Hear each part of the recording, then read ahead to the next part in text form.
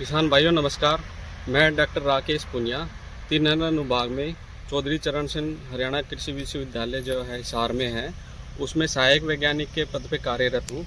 जैसे कि आप देख रहे हैं, हम आज सरसों के खेत में खड़े हैं। तो इस दौरान जो किसान के खेत में जो बीमारी आ रखी हैं, उनमें कौन कौन सी बीमारी अभी आ चुकी हैं या आने वाली हैं, उनके बारे में थोड़ा बात करेंगे। तो जैसे आपको पता है, अब की बार जो ज़्यादातर किसान भाई थे उन्होंने लेट बिजाई की। लेट बिजाई करने का ये कारण था क्योंकि जो शुरू में आप देखोगे अक्टूबर का जो माह था उसमें टेम्परेचर ज़्यादा रहा, जो तापमान ज़्यादा रहा, उसकी वजह से जमाव में दिक्कत आई किसान भाइयों को, तो उसमें लेट बिजाई की तरफ गए।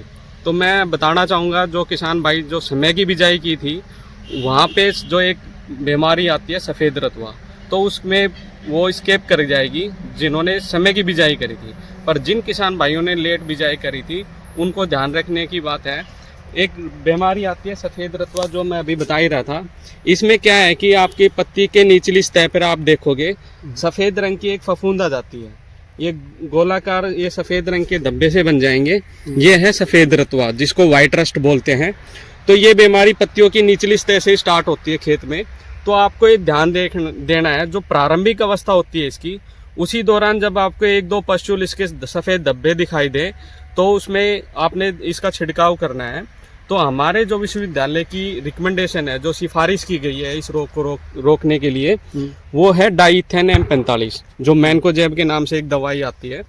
उसमें आपको 600 से 800 ग्राम दवाई 250 से 300 लीटर पानी में मिला के छिड़काव कर देना है।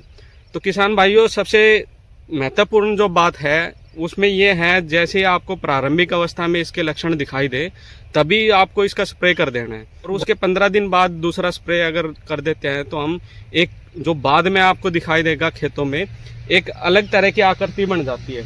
जो हमारा फूल वाला भाग होता है इसको मुड़ तुड़ के इसमें सफ़ेद रंग की फफूंद आ जाएगी और एक स्टैग हेड बन जाएगा। मोर पंजा टाइप से एक स्ट्रक्चर बन जाता है आकृति।